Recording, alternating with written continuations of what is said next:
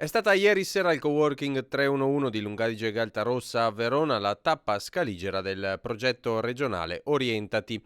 Il mondo del lavoro sta cambiando e per un giovane scegliere la giusta formazione diventa fondamentale per il futuro.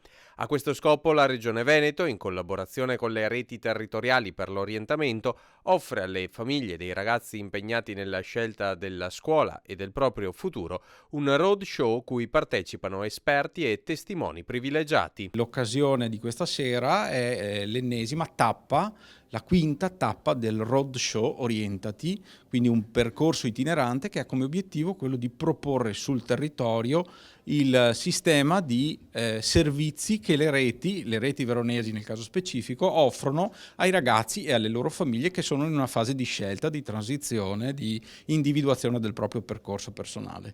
COSP Verona all'interno di questo progetto è un soggetto capofila sostanzialmente, insieme a quasi 60 partner sta sviluppando attività di orientamento all'interno delle scuole, quindi attività rivolte agli studenti, agli insegnanti e alle famiglie. È un mondo in continua evoluzione quello del lavoro. Questi i consigli di Tiziano Barone, direttore di Veneto Lavoro. Il cambiamento è la caratteristica principale e quindi la capacità di stare sul cambiamento è la sfida per le imprese e per le persone. Sono cambiati i settori, abbiamo perso molta manifattura, abbiamo però conquistato nei servizi, abbiamo recuperato tutti i posti di lavoro che avevamo perso dal 2008 e nel frattempo però sono cambiati almeno due elementi. C'è stata una maggiore polarizzazione alte e basse qualifiche, e cioè non ci sono più le qualifiche intermedie, ci sono le alte professioni e le basse professioni, e poi c'è una forte difficoltà a trovare le persone, cioè un mismatching domanda e offerta di lavoro.